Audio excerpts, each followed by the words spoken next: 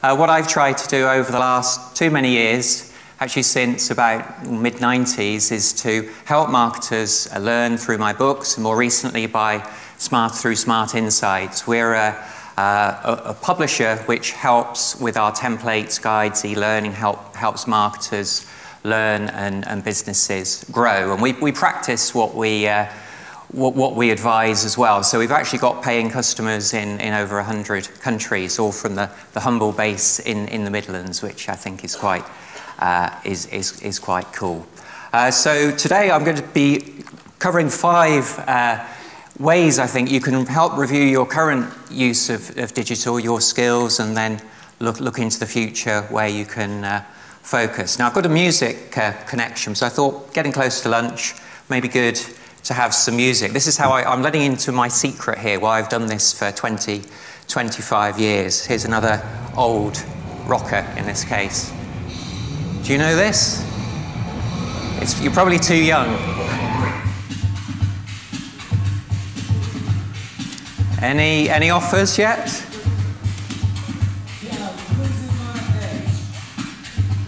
If you don't know the band, you can hear the lyrics. So this is the challenge we've all got: losing our edge with all the up-and-coming youngsters and all the new techniques that we hear about, PWAs, RWD, AMP, all of these new technologies. We have to work out which are relevant for us and which should we focus on, because they're really going to make a difference. So I feel like I'm being pummeled like this all the time. I hope you don't, but I actually enjoy it, so must be a masochist. Oh, we're fast forwarding. Let's try a page down. That's better.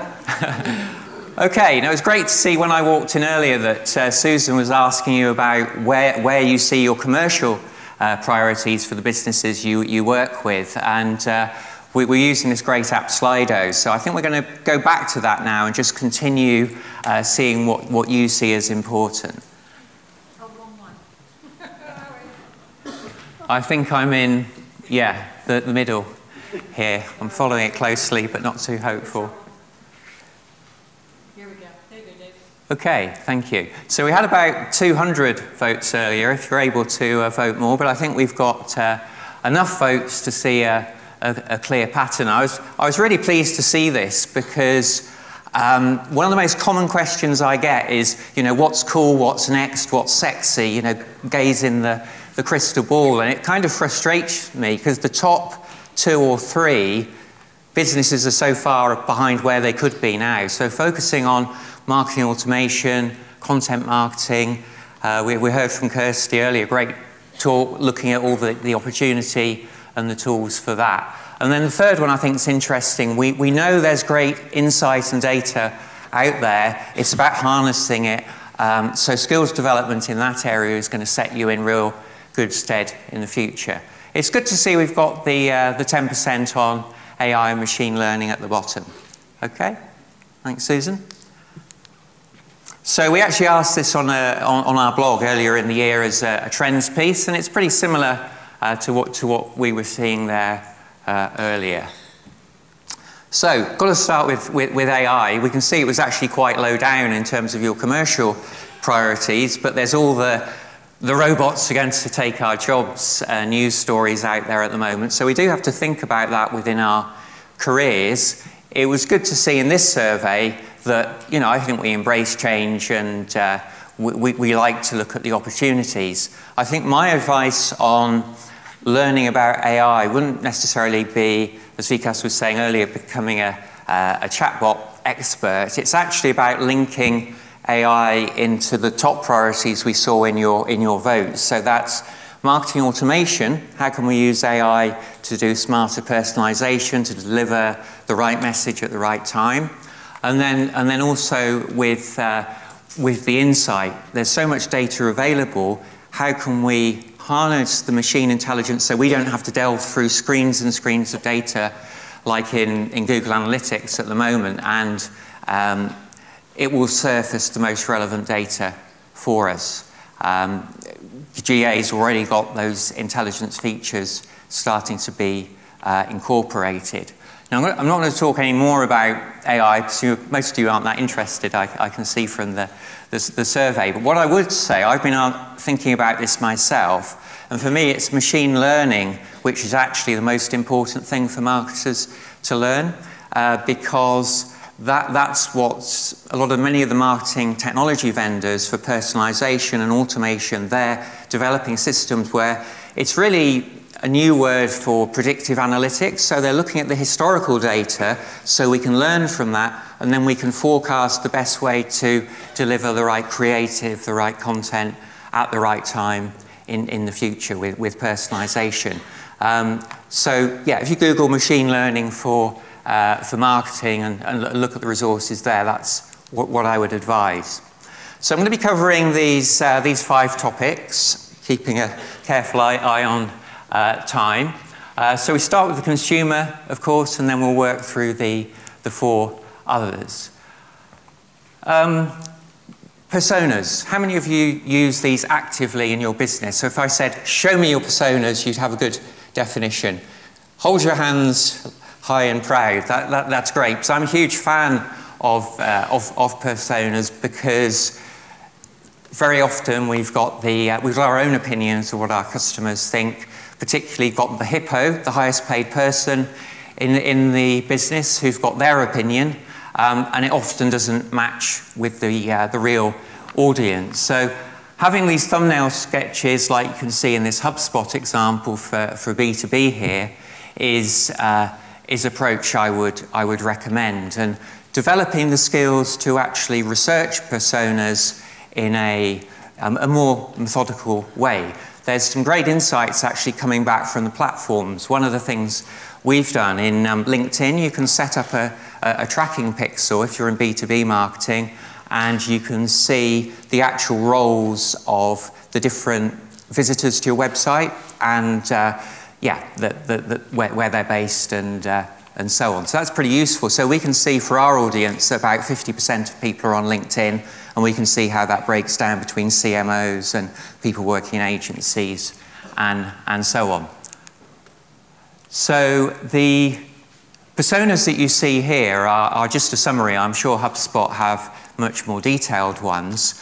What I would say in terms of skills and actually applying these is that you need to go much more detailed. We were talking about content marketing earlier, and there's a fantastic technique of content mapping, where you look at your personas and you say which types of content do they use through the customer journey, and how can we influence them with the hero content that gets their initial awareness, and then the nurturing content to help nudge them along towards sale. So if you check out Marketing Insights, we have a lot on personas and customer content mapping in our toolkits there. We have to acknowledge within digital the smartphone usage, and Ofcom are great at summarising the changing patterns. It's no surprise to see now that 76% of households have a smartphone. What's perhaps surprising is there's 25% without. We can obviously see the death of the desktop in the bottom left there, but tablet and laptop are still important as well. Yeah, I wanted, we talk about the millennials and Generation Z, and we often accommodate those. I wanted to actually think about the people who often aren't talked about, who are sometimes called the digitally excluded, and how difficult it is now for them to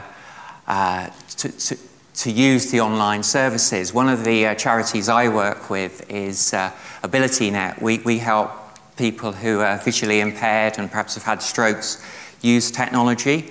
One bit of technology, incidentally, Vikas was mentioning this earlier, from Microsoft. Did you hear about the Seeing AI app? Did anyone download Seeing AI? I'd really recommend it as actually a fun tool for the pub as well. It's great, it can support the visually impaired, but I've been trying it with my family. It's a shame I don't have it loaded, where you can point it at someone and it will tell you their best guess of their age and gender.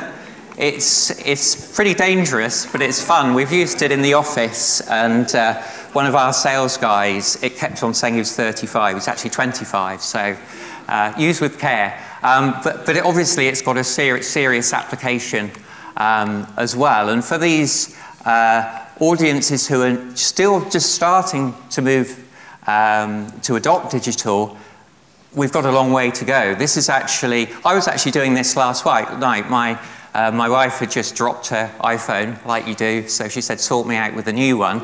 And I was on BT, and I've got one of those multi-packages, but actually I couldn't buy it on BT. It kept failing at the final transaction, and I got it on direct from Apple in the end for SIM only. So yeah, that was exactly how I found that experience with BT, even though they've, I'm sure, invested a lot in getting the experience right. So the other side, so the skill here really is about customer satisfaction, and in the States, of course, they talk a lot about Net Promoter Score and understanding how many of your customers will recommend you, and then drilling down into, if they won't recommend you, why is that? So NPS and understanding through the web as well the tool, the customer journeys and feedback is a key skill.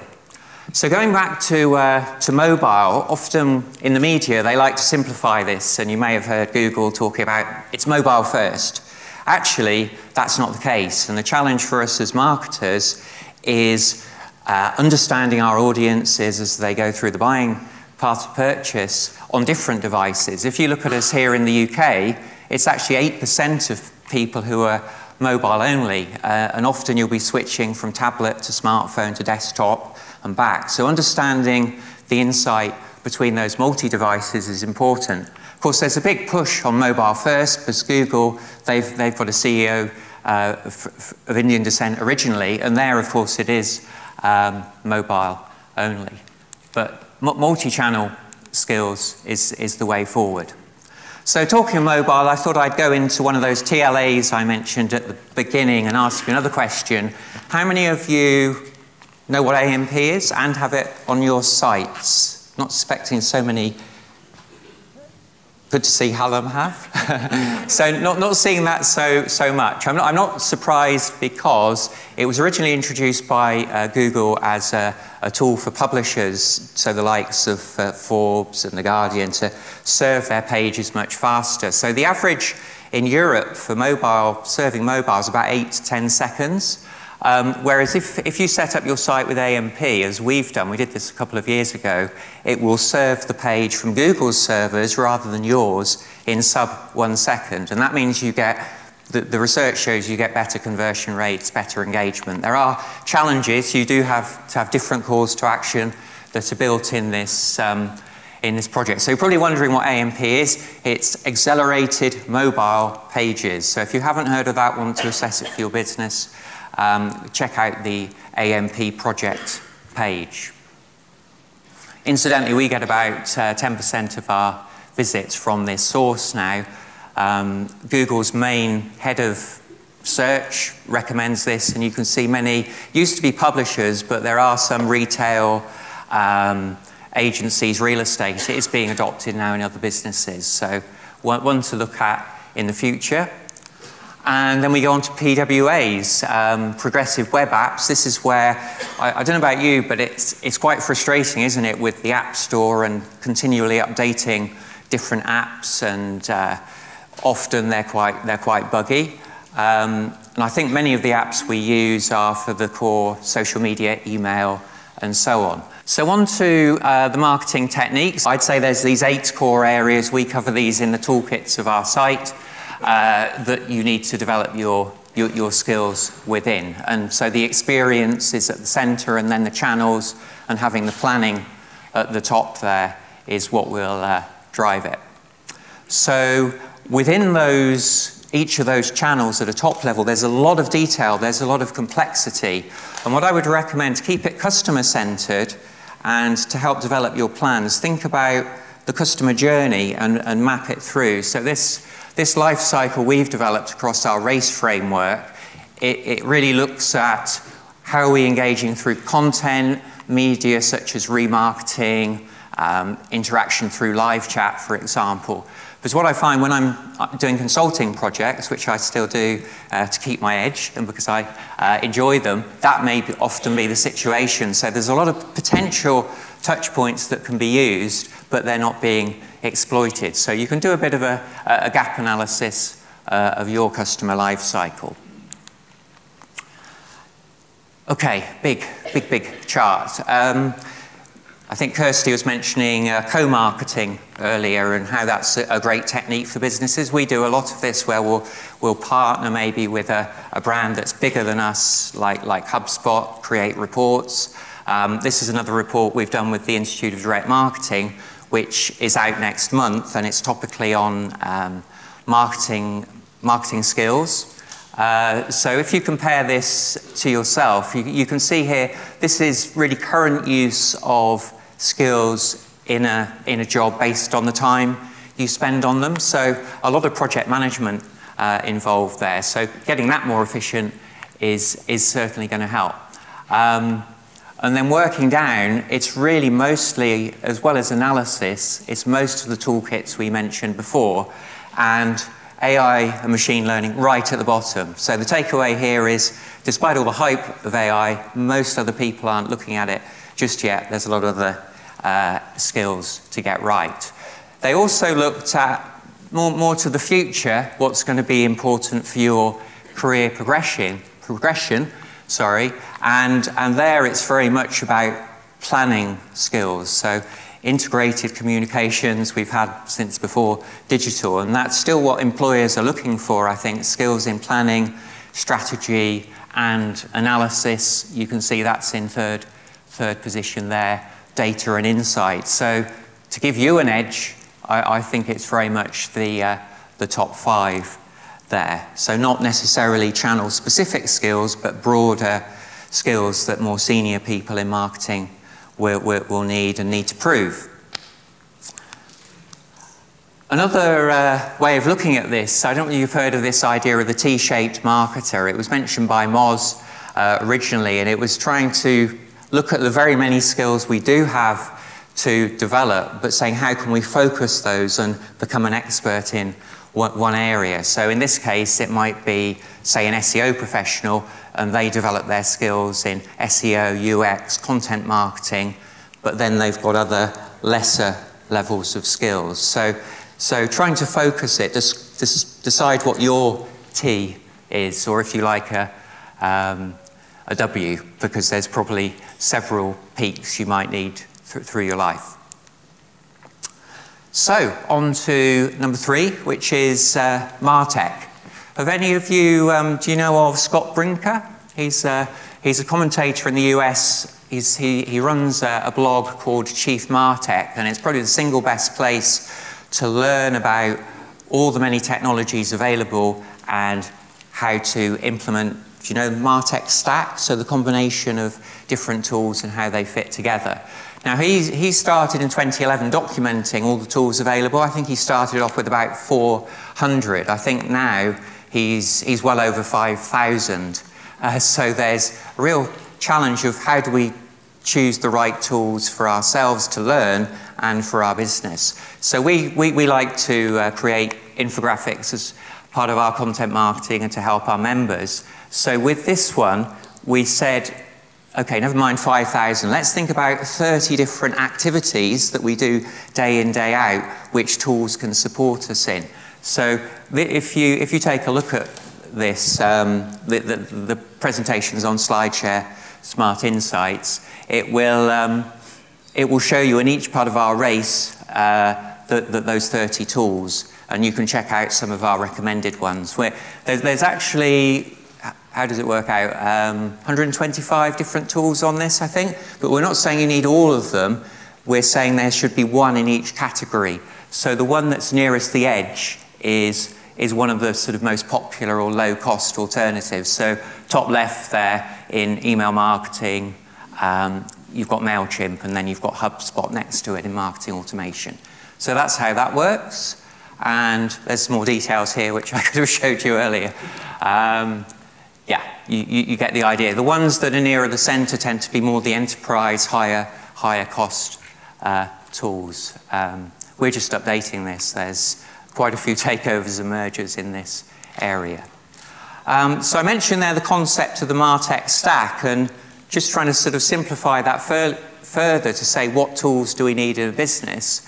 So if you think of some of the main channels we manage across the top here, SEO, AdWords, across to marketing automation, depending on your sophistication of your business, you will need different tools. If you're an SME perhaps, you just need the core tools. So you maybe need 7 tools across that area. So you might have your search tools, MailChimp, maybe Salesforce or HubSpot for that area.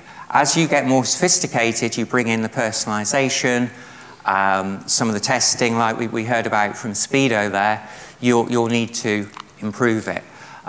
So thinking of ourselves, these are some of the tools that we use. I just wanted to call out a couple of tools here.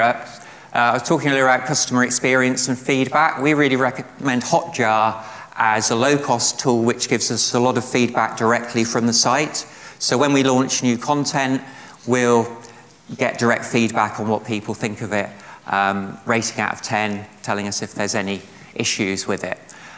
For our A/B testing, we've used convert.com. It's a great tool. It's actually quite pricey, as it's been successful. They've put up the prices.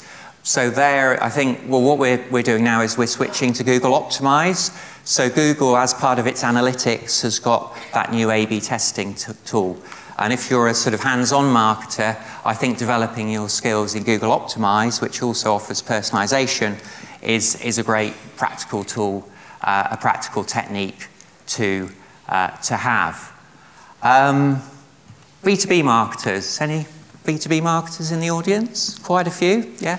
Third, half. So yeah, we write a lot about this. We're B2B marketers, and I wanted to share this tool with you. We're not paid to advertise it or anything, but we've got the challenge of email, crowded inboxes, declining open and click-through rates. So how do we engage our audiences? We've been using this technology called Intercom. There are others, which we're finding a fantastic way to engage people on our website when they're in the moment of researching our products. So what it's able to do is, rather than sending an email, you can pop up full screen or partial messages with a content offer. So like, do you want a digital strategy? Check out our free template. And the engagement we get, you can see there, 90% open rate, 26% click-through. You'd be doing pretty well to get that within your email programs. And then you can develop a whole series of messages through the life cycle. It's actually a great example. I think these guys launched in Dublin originally, and they're now in Silicon Valley and growing rapidly. So the tool's still being built out. But certainly I'd recommend it, and we're nudging people along much faster now. I mentioned convert.com, and I wanted to give you an example of testing. We saw some Speedo examples there. This is our take. In a 2-week period, we were able to run a test, make a change on the site, and we increased our leads by 10% just through a 2-week test. And all we did was, like a lot of publishers, we've got the lightbox, data capture, now acknowledging GDPR, of course. And we were working with a CRO agency, and they said, yeah, it's quite a nice, well-designed lightbox with good offer, but you haven't got the human touch. So what about putting some social proof on there? Add some of your testimonials at the bottom. And that was, so that 10% increase in leads was just through those 3 quotes at the bottom there. It shows the sort of difference you can make with CRO. I don't want to paint it as a silver bullet though, like some of the vendors do, because we find that 1/3 of our tests will actually bomb and perform worse, and 1/3 won't make much difference, really. So you have to put the time into setting up the tests, being creative about what you cover. So 4 is the big platforms. following the changes that they make is going to help keep you relevant, particularly in an agency. So the ones at the top there in particular. Chatbots, I mentioned briefly earlier. Yeah, I'm not sure with these. They sound like a great way of saving on customer service and giving more immediate support to our users, but I think they've actually got a pretty poor track record. We saw the home serve-like example earlier, but this sort of interaction of booking a hotel, I think most people prefer to just do it through the normal approach. So the jury's out on these. They're not really using artificial intelligence. Facebook's moved away from that. If you are going to look into this, look at Facebook Messenger chatbots. That's probably the most advanced platform. And there, one example I personally found quite useful was just booking a table at a Pizza Express, where it was actually quicker to go through the alternatives rather than a conventional site when you're on your smartphone. So we'll see. Of course, Google has got many more innovations. Duplex is the most recent one there. So 5 is really going back to the top of that list of skills from the research we did with the IDM, and saying develop your skills in strategy, planning, both for overall annual planning and campaign planning as well. So we definitely recommend this sort of data-driven approach. So based on really getting into the analytics, checking it's set up correctly. I certainly do this all of my consulting projects, and there's usually some huge issues, which means that the business can't really track the effectiveness of their website and digital comms properly. So yeah, then going through the analysis, creating the strategy, and then developing this sort of always-on mentality. So you're trying to continuously improve. And you know, the days of the classic annual plan are far gone, and it's much better, I think. We've got some templates on 90-day planning where you try to be focused and make a difference to the needle every 90 days, just by working on one part of the experience or one channel. So yeah, this 90 days we're going to optimize the homepage. The next 90 days, another part of the customer journey. So I don't think it mentions this term here, but we've moved from this traditional campaign. We still run marketing campaigns, but we've got this continual footfall on our site now, and we need to try and optimize the customer journeys and the media channels and the retargeting. So there's this idea of always-on marketing, and some businesses have really adopted this into their thinking. They now plan in a completely different way. In Spotify, I connected with a guy in New York because he saw us writing about always-on marketing, and he was saying that's their main approach, so they're continually improving. I was talking to someone earlier in the week from Booking.com, and their experience, they're running literally thousands of tests every month to try and improve the experience and, of course, increase conversion. So looking at the skills gaps from the IDM, you can see data management, strategy and planning. This suggests this is what future employers are going to be looking for, and you know, that's where a good focus to improve is. So to help businesses, what we do, our content marketing has moved from sort of traditional PDFs and white papers and templates. We do have these, but we're moving to what Scott Brinker calls the 4th wave of content marketing, which is interactive tools, so we can see our audience interact with them. So one thing you can do, this is a free tool on Smart Insights, you can just rate yourself on a scale of 1 to 5. And if you can see the rating 5 is good, a lot of people are still at a very early stage with digital capabilities. So over half are scoring themselves at 1, and a third are at 2. So if you're feeling a bit, oh my God, we're so far behind, you're not alone. Many businesses are struggling, but a planned approach is the best way forward. We ask our members, or the site audience more generally, do you have a digital marketing plan or an integrated plan for those channels? And regularly 50% of businesses say no. Then when we ask them, do you have a marketing strategy or plan? They again say no. So there seems to be a lack of attention on planning for very good reasons, I'm sure.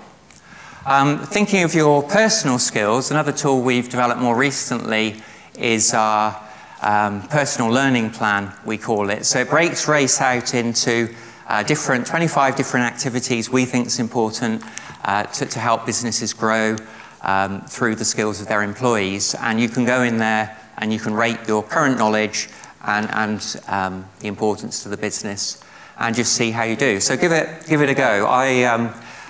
I got 77% when I did this test. So I've got some skills gaps that I'm looking to plug.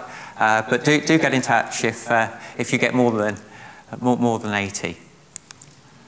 So those are our 5 areas to focus on. I'm on LinkedIn. Very keen to have any future questions there, or you can follow my updates as I try to keep up with technology and avoid losing my edge. So all the best to you so that you don't lose your edge. Thank you.